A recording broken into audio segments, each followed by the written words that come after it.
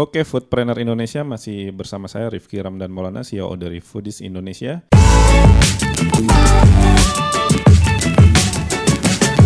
Dan masih bersama kita juga Mbak Stephanie Kurniadi dari CRP Group. Oke, lebih menarik nih sekarang ya. Pertanyaan-pertanyaan tentang branding ini terus datang nih, karena mungkin ini pelajaran yang mendasar sih menurut saya, tapi sangat penting dan belum banyak orang yang tahu nih tentang branding mendalam ini. Oke, tadi kita sudah bahas tentang benchmarknya Mbak Steph, brand apa, lokal dan internasional, terus tentang pengertian branding itu apa. Nah sekarang yang bukan paling sih, cuman ini untuk pelajaran UMKM di luar sana, Mbak, seberapa penting Mbak branding itu untuk suatu bisnis? Apa yang terjadi kalau kita tidak memiliki brand? Menurut saya, jawaban saya itu penting banget gitu ya. Saya punya alasan kenapa jawabannya adalah penting banget. Nah, proses branding itu bisa kita bagi dua sebetulnya. Satu itu proses branding yang organik ya, atau tidak kita desain. Contoh, misalnya ada satu warteg gitu ya, dia buka di sebelah halte.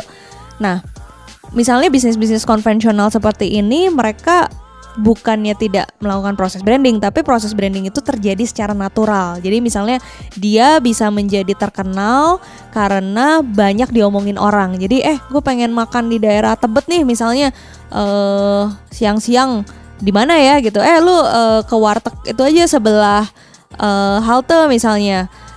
Itu tempe gorengnya enak, kemudian ada jengkolnya juga enak segala macam. Nah itu proses branding itu terjadi secara natural atau dari word of mouth, dari mulut ke mulut. Tapi di tengah kompetisi yang begitu besar sekarang, terutama dengan adanya social media, dengan adanya GoFood gitu ya, semua orang kayaknya buka bisnis kuliner gitu ya. Setiap hari itu muncul bisnis kuliner baru tuh banyak banget. Jadi banyak banget. Kadang-kadang kita tidak bisa menunggu proses branding itu terjadi secara organik. Bisa jadi bisnis kuliner kita terkenal tapi sebelumnya kita udah mati duluan gitu karena konsumen nggak datang, kita nggak bisa narik konsumen baru dan segala macam lah, kalah persaingan segala macam. Jadi saran saya saat ini di tengah kompetisi yang sangat tinggi, proses branding itu harus kita desain. Jadi yang tadi saya bilang, jadi desain itu prosesnya dari awal kita bikin satu konsep brand yang menarik, talkable, sehingga punya nilai jual. Kemudian setelah launch, kita juga melakukan komunikasi branding ini secara konsisten. Kemudian brand kita eksis terus, ada di mana-mana secara intens, sehingga brand recall-nya terjaga terus, sehingga proses branding ini tidak terjadi hanya secara organik nunggu orang ngomongin gitu ya, tapi emang kita memberikan konten untuk orang supaya ngomongin kita. Kemudian kita juga muncul di influencer supaya lebih banyak lagi followernya si influencer ini untuk ngomongin kita, untuk reshare kita dan segala macam, sehingga si proses branding ini tuh lebih cepat dan bisa membawa impact yang signifikan untuk kita rasain, yaitu adalah tentu saja adalah sales. Karena kalau brand kita lebih cepat dikenal, kemudian orang pengen coba, mereka akan beli pertama kali kan. Kemudian kita penuhi experience mereka dengan layanan yang bagus, produk yang oke, kemudian akhirnya mereka mau balik lagi dan mau merekomendasikan. Jadi proses branding yang berhasil ini manfaatnya luar biasa banyak. Salah satu yang menurut saya sangat signifikan sekali itu adalah saat kita punya brand yang bagus, dalam arti misalnya banyak dikenal orang, kemudian persepsinya juga bagus. Brand ini pada akhirnya akan menjadi shortcut orang saat melakukan decision making. Contohnya gini, misalnya kita jual bakso ya, kemudian kita buka di food court misalnya. Pada saat konsumen kita datang ke food court itu terus punya 20 pilihan brand, kecenderungan orang itu dia akan datang dan membeli brand yang udah dia kenal, brand yang udah dia pernah dengar, kemudian brand yang dia udah pernah konsumsi dan dia punya good experience terhadap brand tersebut. Sehingga yang dinamakan dengan shortcut adalah orang yang datang itu ya langsung nyamperin standnya teman-teman foodpreneur ya untuk beli bakso itu gitu. Jadi nggak usah capek-capek ngasih tahu kalau bakso kita ini terbuat dari ini segala macam. Tapi karena brand kita udah terbangun, udah persepsinya kuat di kalangan masyarakat, sehingga brand kita menjadi shortcut. Mereka lihat pelang kita, mereka langsung mau datang dan mau mengkonsumsi produk kita. Itu adalah fungsi brand yang signifikan penting dan korelasinya langsung directly ke sales kita. Betul.